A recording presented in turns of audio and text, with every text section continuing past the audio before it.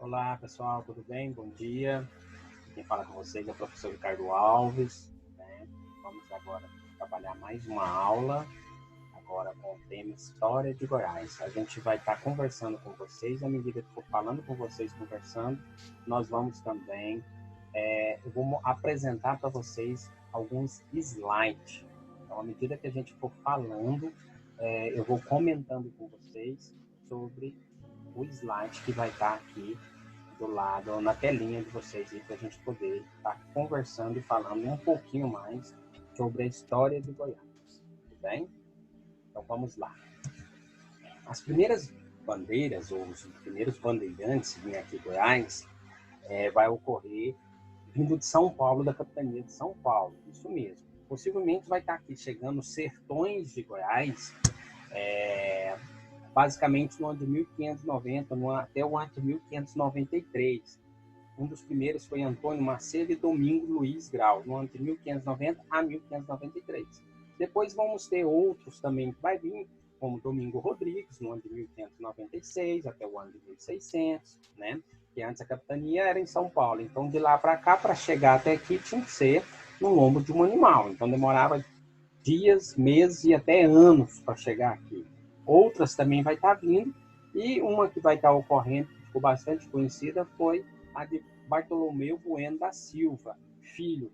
É considerada uma da descoberta de Goiás, é considerado um dos, não o primeiro, mas isso ele vai permanecer aqui como se fosse a chegada, né? Ele vai estar aqui como se ele fosse ficar aqui por algum tempo.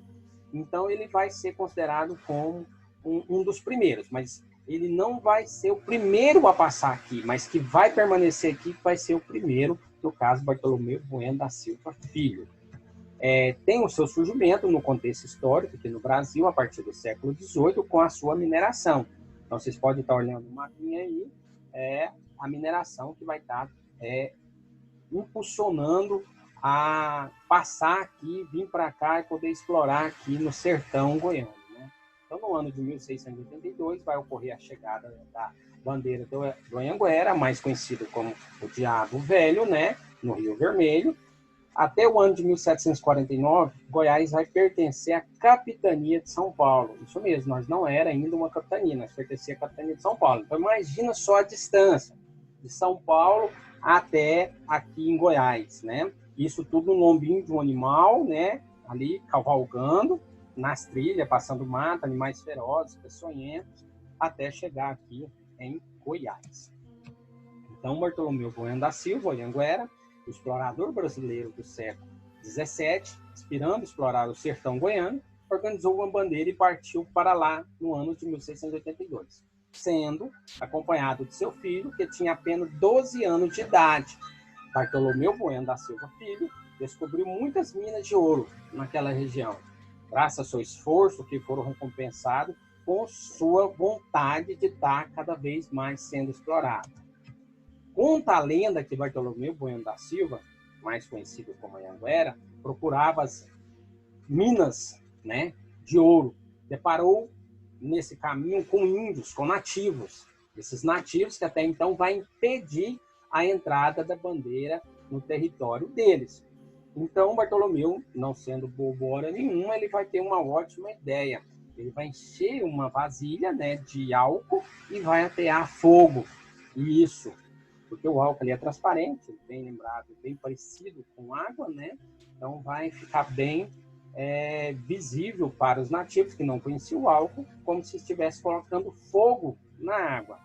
Os índios acreditavam tratar-se dessa água uma ameaça para eles, porque poderiam colocar os bandeirantes, né? O Bartolomeu, o Diabo Velho, poder colocar fogo nos seus rios e assim quem vai viver, né, queimando toda a sua água. Então eles vão ficar com medo. Então não só permitiram a entrada dos exploradores, no caso dos bandeirantes, em seu território, como também vai revelar a localização das minas, né? Uma outra versão também contada, nós historiadores, conta que o bandeirante usou também um recipiente, conhecido como chifre de um animal, né, para conduzir essa água e encheu de pólvora, encostando a superfície do rio e acendendo essa pólvora, os índios vai ter a impressão de que essa água vai jorrar uma fonte de fogo. Mas, na verdade, não era água, era a pólvora que ali estava. Isso tudo para intimidar, né, os nativos que até então estavam ali. Então, são algumas versões contadas. Deste modo, então, o Anhanguera, que significa diabo velho, ou espírito maligno, vai tentar dominar e controlar os nativos até então. 40 anos depois, seu filho Bartolomeu Bueno da Silva, filho, voltou com a bandeira no local das minas. Isso mesmo. Durante 3 anos, essa nova expedição, sob o comando do segundo Anhanguera, andou pelos sertões à procura dos antigos sítios descobertos. Não os encontraram, mas chegaram a fundar um núcleo chamado Barra, que em 1727 foi transferido para as margens do Rio Vermelho, com o nome de Santana, mais tarde se tornando Vila Bueno, que hoje é a cidade de Goiás. Então, Bartolomeu Bueno da Silva, filho, foi o último dos grandes bandeirantes que desvendou o caminho para o oeste, tornando conhecido e também para todo o sertão brasileiro. Com isso, nós vamos precisar, com a descoberta dessas minas, vamos precisar de impostos sobre a prospecção. Isso mesmo, sobre mineração aqui em Goiás. Vai surgir, então, o quinto, que é a produção que pertencia à coroa, que estava em Portugal, ouro em pó retirado das minas, corria como moeda na capitania. Então, o quinto era ouro em pó, tudo bem? Para poder circular e até então chegar na coroa. Tudo se comprava ou vendia, não com moeda, não existia moeda cunhada, mas ouro em pó. Esse ouro era pesado e tinha um valor para poder comercializar aqui no sertão e também no resto do Brasil. Então, vamos ter os dobrões, cunhados em 1724, que é essa moedinha aí, de 1724 a 1727, por ordem de Dom João VI, no auge do ciclo do ouro, né? Então, além de bonito, belíssimo, o seu primoroso desenho apresentava quase 55 gramas de ouro, sendo considerada a moeda de maior valor já circulada no mundo. Então, é uma moeda bastante valorizada. Nós vamos ter também a capacitação, foi uma forma de cobrar o quinto, instituída precisamente por temor ao contrabando, porque a coroa estava com medo, né, desse ouro sair aqui do sertão e não chegar até na coroa. Então, nós vamos ter a capacitação, que pagaria o imposto pelo número de escravos. Esse sistema de cobrança do quinto esteve em vigor há 16 anos, de 1736 a 1751, depois vai ser abolido. Nós vamos ter também a derrama, que é uma espécie de cobrança forçada dos impostos atrasados, criado pelo Marquês de Pombal, no ano de 1751. Correspondia a uma pesada taxa de cobrança da população, que, durante o governo do secretário de Estado de espécie da época de primeiro-ministro, Sebastião José de Carvalho e Melo, ou Marquês de Pombal, mais conhecido, foi fixada em 100 arrobas anuais, né?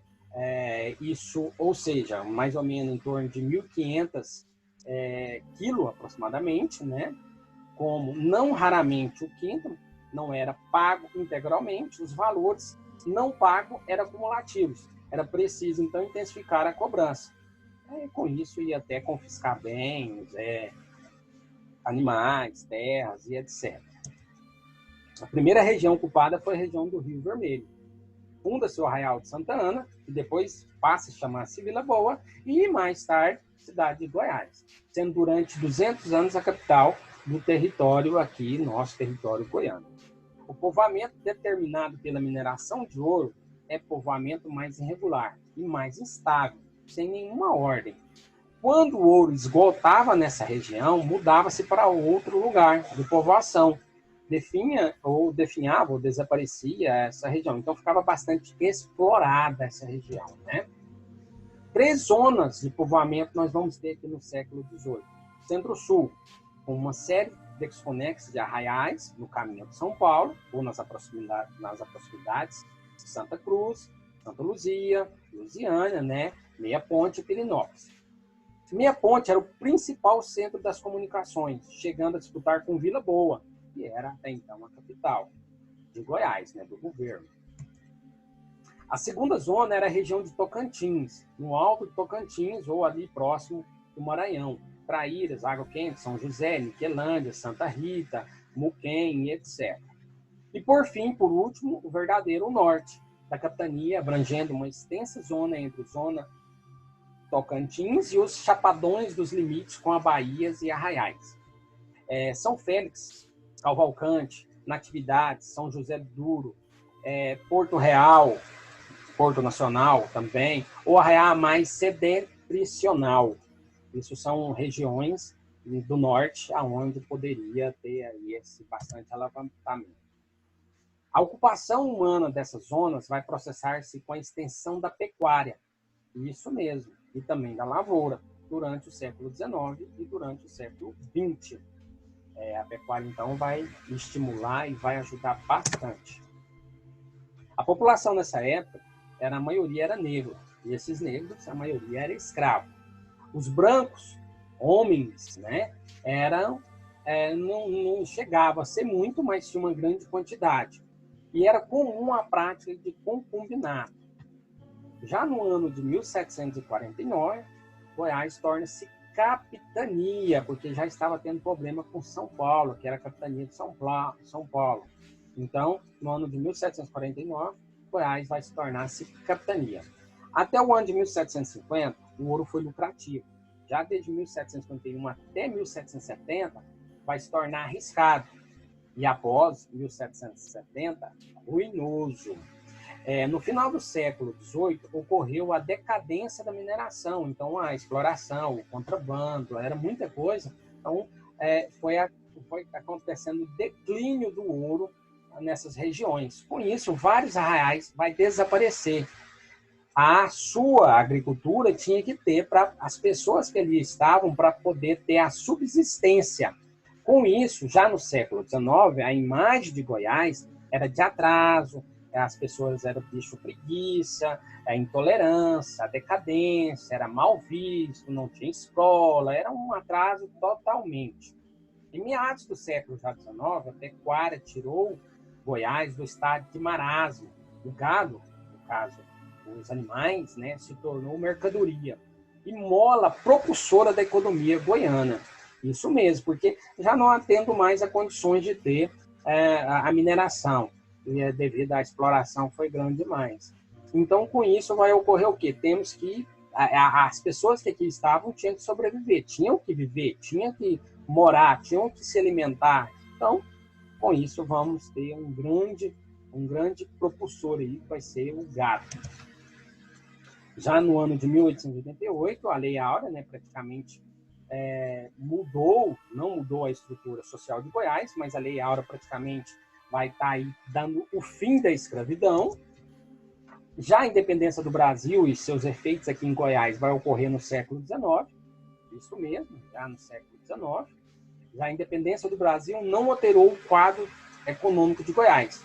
Contudo, trouxe a centralização política nas mãos de alguns grupos oligárquicos, alguns grupos poderosos que aqui então existiam e viviam e comandavam e controlavam a região nossa. A República Oligárquica aqui em Goiás, depois desse passado aí nosso, então as eleições aqui das oligarquias vai ser as famosas eleições do voto cabresto, isso mesmo. Pode reparar aí que tem um senhor, né? Esse senhor vai estar aí como se fosse uma pessoa poderosa e logo atrás um animal, né? Simbolizando o animal, uma pessoa que ele vai controlar através do voto cabresto. Voto cabresto porque realmente vai ter esse freio aí, né? Esse cabresto aí na cabeça do animal aí para poder controlar a direção e dizer para ele o que ele tem que fazer ou não deixar de fazer. Então o voto era praticamente assim, simbolicamente sendo mostrado. Então, a instalação da República Federativa aqui no Brasil foi um importante passo para a consolidação definitiva dos coronéis no poder político. Por se tratar de uma república federalista, foram criados estados que apresentavam uma certa independência política, não tão subordinada a um poder central como no Império. Então, vai surgir as eleições regionais, para isso, para os coronéis, e por trás do interesse pela questão federativa, situava-se o desenvolvimento sistemático da apropriação integral direção do poder local. Então, nós vamos ter o coronel na pirâmide, né? Depois nós vamos ter lá no topo, lá no bico do coronel, logo abaixo o cabo eleitoral, e mais abaixo, que é a base de tudo, que é a grande maioria, que vai ser o curral eleitoral. Com toda a sua influência, os coronéis armam esquemas para a cessão do poder estadual, o curral eleitoral. Em torno mais ou menos de 80% da população vivia no campo, sendo os grandes latifundiários, justamente pertencentes aos coronéis. Assim, criam os círculos eleitorais, envolvendo seus subordinados. Isso mesmo, as pessoas que trabalhavam. Nessa época existiam bastante os conhecidos compadres, né? A pessoa tinha bastante filho, viviam ali, moravam ali na fazenda do senhor, e geralmente aquele senhor vai ser o quê? Compadre deles, porque era uma questão de honra para aquele trabalhador, né? Podendo assim, com certeza ali o coronel também queria, porque ficava até melhor para poder controlar os seus servos. O fraco processo eleitoral brasileiro facilitava a situação. A manipulação ideológica dos subordinados era feita pelo sistema de favores, atuando o coronel como um padrinho ou benfeitor. O uso da violência era recorrido em casos de intimidação ou conflito entre as oligarquias rivais. Não era só uma pessoa, não era só um coronel, não era só uma pessoa rica que tinha o controle. Então havia outros também, então poderiam entrar em conflito coronéis com coronéis. Tá? Não era fácil, mas entrava sim. Eram poucos partidos representantes em Goiás, até o início do século XX. Nós vamos ter o PRG, Partido Republicano de Goiás, o PRF, Partido Republicano Federal, e o PT, BD, Partido Democrata. No ano de 1889 até 1910, ocorreu a hegemonia política dos Bulhões, que é uma família tradicional da nossa região aqui. Já no ano de 1914 até o ano de 1930, nós vamos ter, lembrando que 1930 nós começa aí já lá com presidente do Brasil, Getúlio Vargas, tá? Então, de 1914 a 1930, nós vamos ter o período caiadista, caiado hoje no governo do estado de Goiás, né? As disputas entre oligarquias eram constantes. Os Bulhões buscavam ascensão após o acréscimo do grupo político de José Xavier de Almeida, desafeto de Leopoldo de Bulhões. Logo depois nós vamos ter a Revolução de 1909, legítima ascensão dos Caiados, tendo à frente no grupo Antônio Ramos Caiado. Xavier de Almeida parte para o ostracismo político em Morrinhos, e Leopoldo de Bulhões, apesar de recuperar seu prestígio político, não contém a seção de Totó Caiado e Eugênio Jardim. Então são as oligarquias que aqui estavam e que comandavam e que controlavam. Então, na Revolução de 1909, não se trata de uma revolução social, pois nada mudou na situação das camadas populares, os mais simples, os mais pobres, os mais sofridos, com exceção da classe dominante, que eram os barões, que sofreu uma reviravolta em seu poder administrativo. Portanto, a Revolução não foi uma forma de protesto contra a administração do grupo Xavier de Almeida, e sim um meio para substituí-la. Não estava em evidência a integridade do governo, e sim quem o controlava. A revolta apenas propiciou uma mudança no controle administrativo do estado de Goiás. Então vai ocorrer, né, gente? Desde quando a gente estamos falando aí de pessoas de poder, isso é um dos motivos da Revolução. Um aspecto importante da Revolução de 1909 foi a união de famílias, consideradas rivais para derrotar o grupo de Xavier de Almeida.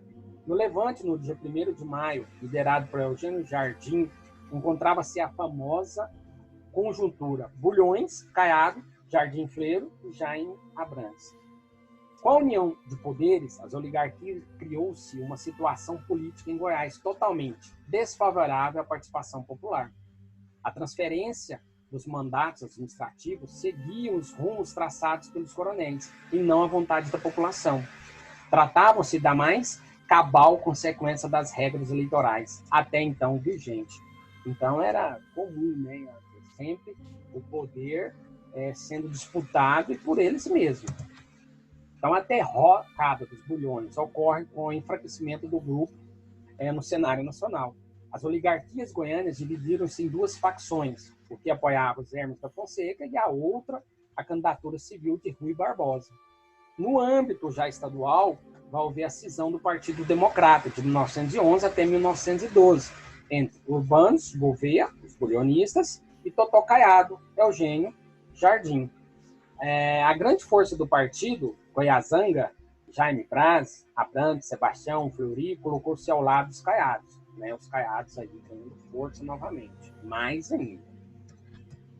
Já na Revolução de 1930, nós vamos ter o quê? Getúlio Vargas, que eu disse para vocês, vai nomear o seu interventor aqui em Goiás, que vai ser Pedro Ludovico Teixeira, que era, nesse período, um dos grandes opositores a Caiado.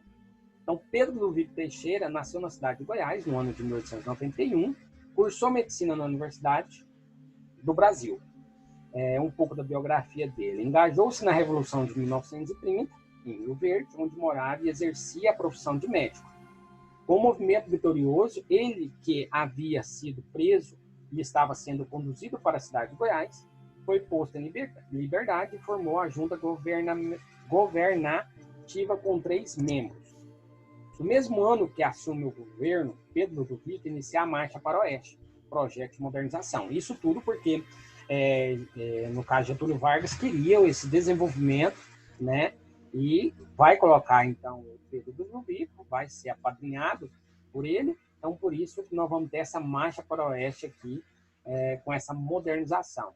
Então, com isso vai ocorrer a construção de Goiânias, que antes de Goiânia nós vamos ter Campininhas. Então, Campininhas já existia, né?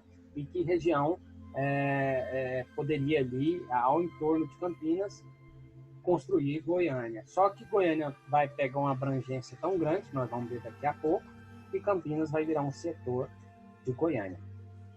A estratégia política para enfraquecer o coronelismo, na época representado pelo caiadismo, a mudança do centro administrativo da área de influência dos caiados.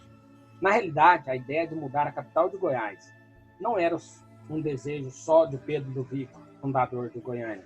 Já no ano de 1830, o segundo governador de Goiás, que antes era assim, no Império, o Marechal de Campos, Miguel Lino de Moraes, já manifestava pela primeira vez esse desejo, só que não vai ocorrer, tá? Era só uma vontade.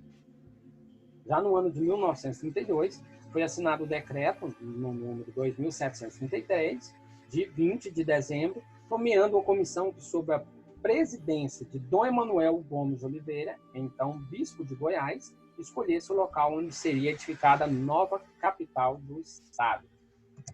Lembrando que, reunida em 4 de março de 1933, a comissão concluiu pela escolha da região de Campinas, ali próximo. Então, a 24 de outubro do mesmo ano, no dia 24 de outubro do mesmo ano, houve o lançamento da pedra fundamental, no local onde estava a sede do governo estadual.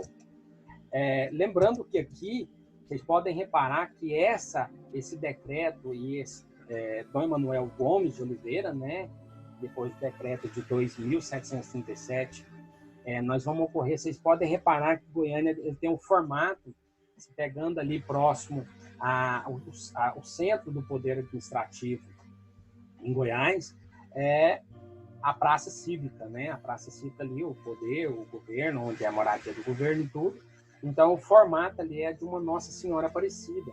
Nossa Senhora Aparecida, você pode reparar que ela desce ali pela avenida, né? No caso, a Avenida Goiás, etc. Então, o formato da Aparecida ali de Goiânia, no início, que foi construída para ter mais ou menos em torno de 50 mil habitantes, que foi planejada, foi no formato de Nossa Senhora Aparecida. Então, a sede do governo, né? Governo estadual, o Palácio. Já em 1821, tem o início do projeto de criação do Estado de Tocantins, né?